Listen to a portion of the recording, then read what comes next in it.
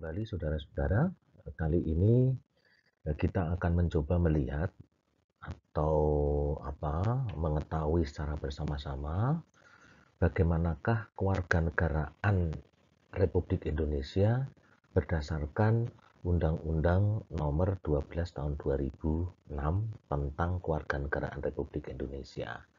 Siapa sajakah yang bisa dianggap dan menjadi warga negara Republik Indonesia? Untuk itu, dalam YouTube ini akan secara sepintas, agak cepat melihat beberapa ketentuan, ya kan, yang paling krusial terkait dengan kewarganegaraan Indonesia berdasarkan Undang-Undang Nomor 12 Tahun 2006 tentang Kewarganegaraan Republik Indonesia. Kita akan coba perlahan-lahan melihat bagaimana siapa warga negara Republik Indonesia itu.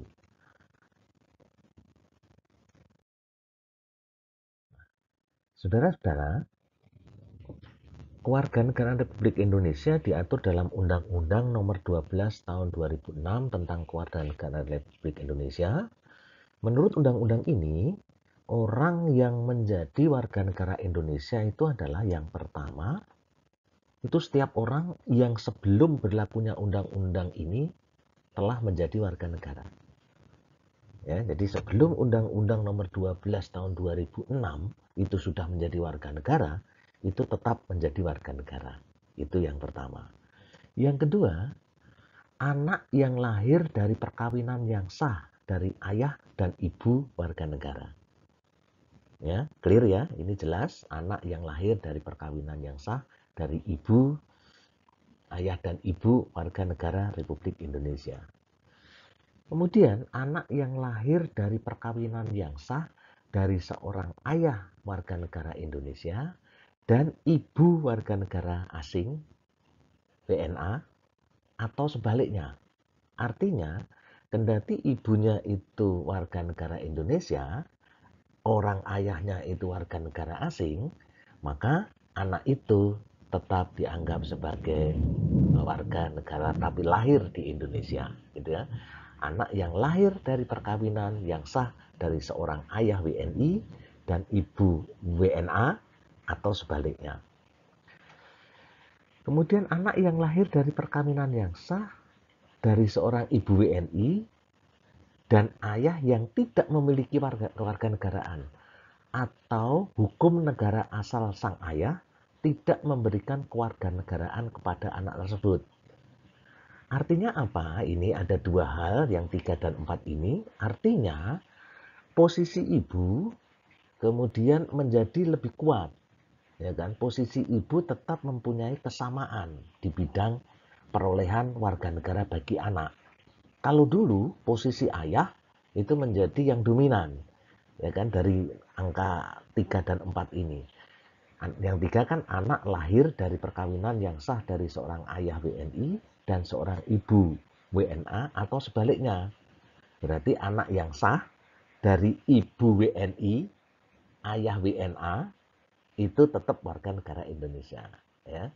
Kemudian yang kedua, anak yang lahir dari perkawinan yang sah dari seorang ibu WNI dan ayah yang tidak diketahui atau tidak memiliki kewarganegaraan. Itu juga menjadi warga negara Indonesia. Jadi garis keturunan ibu ini masih mempunyai posisi yang sama dengan posisi ayah. Kemudian yang kelima, anak yang lahir dalam tenggang waktu 300 hari setelah ayahnya meninggal dari perkawinan yang sah dan ayahnya itu seorang WNI. Nah, anak yang lahir dalam tenggang waktu 30 hari setelah 300 hari setelah ayahnya meninggal dunia dari perkawinan yang sah dan ayahnya itu seorang WNI. Ya. Kemudian anak yang lahir di luar perkawinan yang sah dari ibu WNI. Jadi ini, jadi anak di luar perkawinan dari seorang ibu WNI itu anaknya sah, ya kan? anaknya dianggap warga negara Indonesia. Nah, selanjutnya saudara-saudara, kita akan coba melihat yang bagaimana lagi. 7. Anak yang lahir di luar perkawinan yang sah dari ibu WNA yang diakui oleh seorang ayah WNI sebagai anaknya. Dan pengakuan itu dilakukan sebelum anak berusia 18 tahun atau belum kawin. Clear ya, jelas ya? Jadi anak yang lahir di luar perkawinan yang sah dari ibu WNA. Tapi anak itu diakui oleh seorang ayah WNI sebagai anaknya. Dan pengakuan itu dilakukan sebelum anak tersebut berusia 18 tahun. Belum kawin atau belum kawin. Yang kedelapan, anak yang lahir di wilayah negara Republik Indonesia yang pada waktu lahir tidak jelas status kewarganegaraan ayah dan ibunya. Ini adalah asas ius soli terbatas. Karena nanti setelah umur 18 tahun, anak tersebut diperkenankan untuk memilih kewarganegaraan. Jadi siapapun juga anak yang lahir di Indonesia, di negara kesatuan Republik Indonesia, di wilayah yurisdiksi negara kesatuan Republik Indonesia, yang pada waktu lahir tidak jelas status kewarganegaraan ayah dan status kewarganegaraan ayah dan ibunya. Kasus-kasus anak yang dibuang seperti ini, nah ini menjadi hukum, status hukum, ketentuan yang dipergunakan untuk melindungi status kewarganegaraan anak-anak yang dibuang semacam ini, gitu ya. Kemudian anak yang baru lahir yang diketemukan di wilayah negara Republik Indonesia selama ayah dan ibunya tidak diketahui. Anak diketemukan, ya kan, di wilayah Republik Indonesia, gitu ya. Misalnya anak tersebut baru lahir, ya, kemudian diketemukan, ya kan. 89 itu hampir mirip. Yang satu anak yang lahir di wilayah Republik Indonesia tapi status warga negaranya tidak diketahui, khususnya status kewarganegaraan ayah dan ibunya.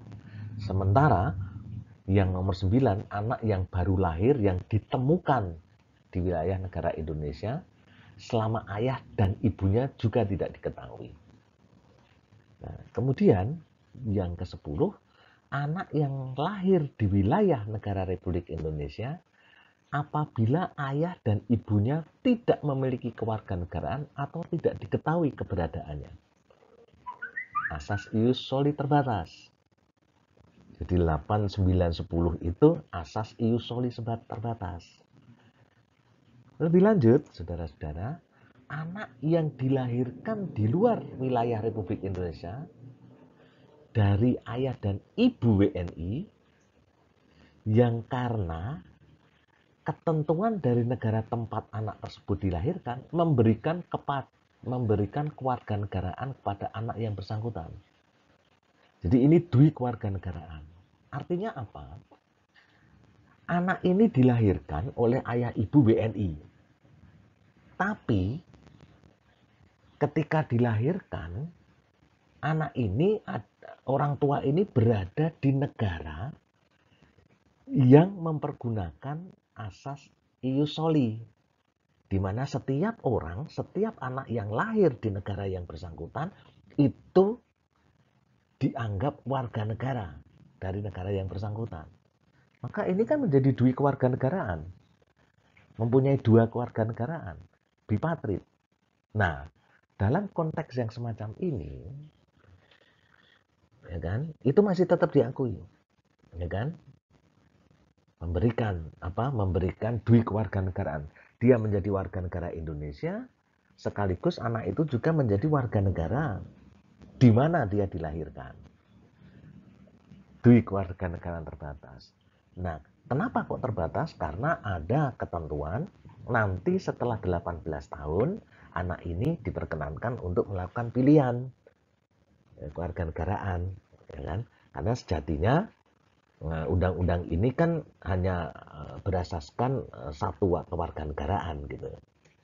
Kemudian yang nomor 12, anak dari seorang ayah atau ibu yang telah dikabulkan permohonan kewarganegaraannya, kemudian ayah atau ibu meninggal dunia sebelum mengucapkan sumpah atau menyatakan janji setia. Kepada siapa? Kepada Negara Kesatuan Republik Indonesia. Jadi sebelum mengucapkan sumpah atau janji, ketika kedua orang tuanya ini mengurus permohonan kewarganegaraan, ternyata meninggal. Nah, maka anak ini kemudian menjadi warga negara, tetap menjadi warga negara Indonesia. Selanjutnya, saudara-saudara, kita akan melihat prinsip dasar apa lagi dari konteks kewarganegaraan. Selain itu, diakui pula sebagai warga negara Republik Indonesia bagi anak WNI yang lahir di luar perkawinan yang sah sebelum berusia 18 tahun dan belum kawin, diakui secara sah oleh ayahnya yang berkewarganegaraan asing. Jadi anak WNI, ya kan, yang lahir dari perkawinan yang sah tapi belum berusia 18 tahun, ya, diakui secara sah oleh ayahnya yang berkewarganegaraan asing. Gitu. Kemudian anak WNI yang belum berusia 5 tahun yang diangkat secara sah sebagai anak oleh WNA berdasarkan penetapan pengadilan. Jadi ada ketika anak itu belum berusia 5 tahun, tapi kemudian diangkat sah sebagai anak oleh seorang WNA, dia tetap menjadi WNI.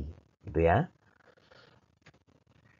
Anak yang belum berusia 18 tahun atau belum kawin berada dan bertempat tinggal di wilayah RI yang ayah atau ibunya memperoleh kewarganegaraan Indonesia.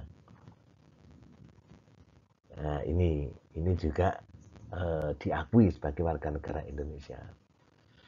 Anak WNA yang belum berusia 5 tahun yang diangkat anak secara sah menurut penetapan pengadilan sebagai anak oleh WNI.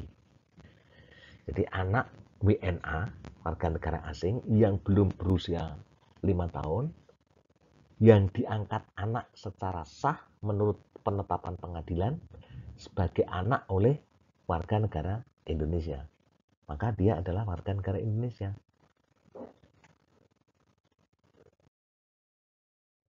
Nah, selanjutnya saudara-saudara,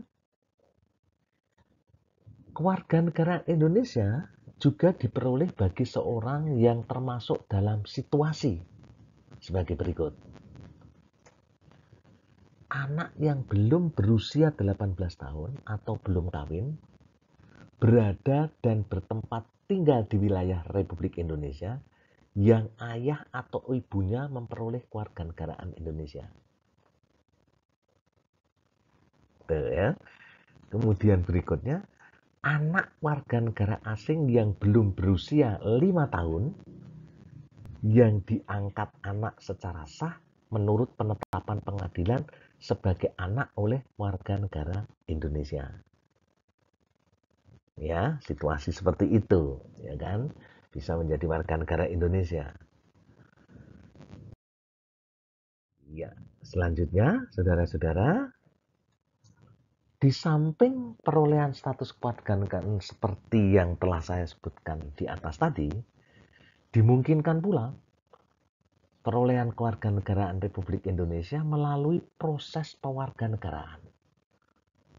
Jadi, warga negara asing yang kawin secara sah dengan warga negara Indonesia dan telah tinggal di wilayah negara Republik Indonesia sedikitnya 5 tahun berturut-turut atau 10 tahun tidak berturut-turut, dia dapat menyampaikan pernyataan menjadi warga negara di hadapan pejabat yang berwenang. Asalkan, ya kan, dari pernyataan itu tidak mengakibatkan dia memiliki kewarganegaraan ganda. Nah, ini saudara-saudara.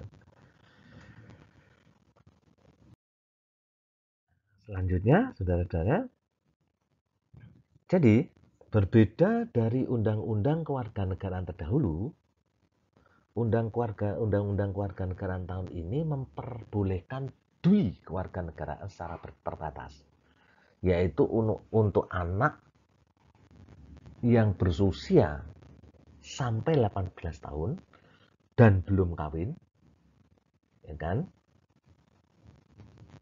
Pengaturan lebih lanjut mengenai hal ini nanti diatur dalam peraturan pemerintah nomor 2 tahun 2007. Maka saya persilakan saudara-saudara nanti untuk melihat bagaimana peraturan pemerintah nomor 2 tahun 2007 ini, gitu ya. Dari undang-undang ini terlihat secara prinsip Republik Indonesia menganut asas kewarganegaraan ius sanguinis ditambah dengan ius soli terbatas. Kita lihat pasal atau lihat poin 8 sampai dengan 10 tadi, serta kewarganegaraan terbatas, khusus poin 11 tadi. Jadi intinya mempergunakan asas ius sanguinis ditambah dengan asas ius soli tapi terbatas, dan ada kewarganegaraan ganda tetapi terbatas. Nah, ini pola yang ada, ya kan, pola yang semacam ini dipergunakan untuk melindungi setiap orang, ya, untuk memperoleh kewarganegaraan, karena perolehan kewarganegaraan bagi setiap orang itu adalah hak yang paling prinsip, hak asasi manusia yang paling mendasar. Itu ada beberapa kohnan dalam hak asasi manusia yang sangat mendasar, yang kemudian diadopsi oleh Undang-Undang Nomor 12 Tahun 2006 ini, supaya apa? Supaya Undang-Undang Nomor 12 Tahun 2006 ini, Undang-Undang Nomor 12 Tahun 2006 ini tidak memunculkan diskriminasi seperti hanya undang-undang yang sebelum-sebelumnya, gitu ya. Baik.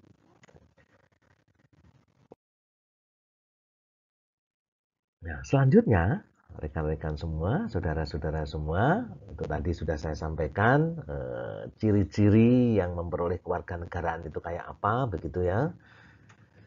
Asas ius sanguinis itu bagaimana? Asas ius sanguinis itu atau sering disebut jus sanguinis adalah hak kewarganegaraan yang diperoleh seorang individu berdasarkan kewarganegaraan ayah atau ibu biologisnya. Ini berdasarkan aspek keturunan, kalau seperti ini, ya. Jadi pertalian darah antara ayah dan atau ibu biologisnya, ya kan. Kalau dulu yang sering dipergunakan sebagai patokan itu tidak lain adalah ayah, tapi berdasarkan undang-undang ini yang dipergunakan sebagai patokan adalah ayah atau ibu. Jadi kedua orang tua ini memiliki faktor dominan untuk menentukan kewarganegaraan anak. Itu sanguinis. Nah, kebanyakan bangsa yang memiliki sejarah panjang ini menerapkan asas ini. Jadi seperti di negara-negara di Eropa dan Asia Timur itu mempergunakan asas ini. Kebanyakan ini ya. Selanjutnya, saudara-saudara, asas ius soli.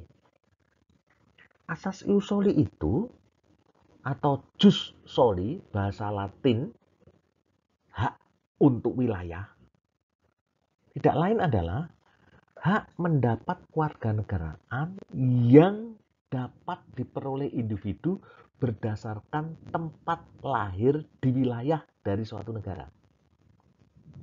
Original born citizen. Artinya, keaslian berdasarkan kelahiran. Ya kan? Jadi siapapun juga orang yang dilahirkan di wilayah negara tersebut, dialah warga negara. Itu asas ius soli. Nah, dia berlawanan dengan asas ius sanguinis, hak untuk darah, gitu ya. Kalau yang sanguinis keturunan, jadi siapapun juga anak, entah itu dilahirkan di Indonesia atau dilahirkan di Amsterdam atau dilahirkan di manapun juga, dia tetap menjadi warga negara Indonesia karena orang tuanya, ayah atau ibunya warga negara Indonesia. Itu sanguinis. Tapi kalau ius soli, siapapun juga orang yang dilahirkan di suatu negara, maka negara itu mengakui sebagai warga negaranya. Nah, itu soli, ius soli. Demikian ya, saudara-saudara.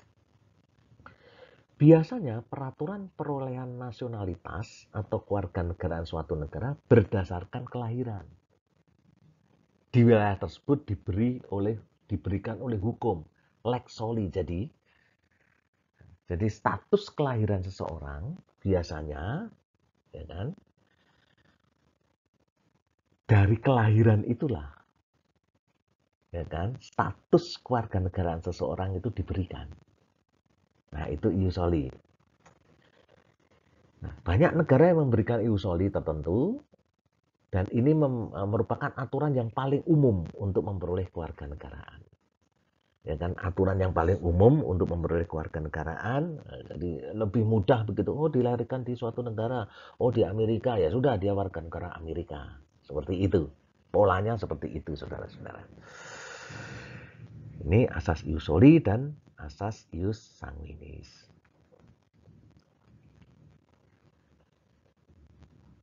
Nah, demikian.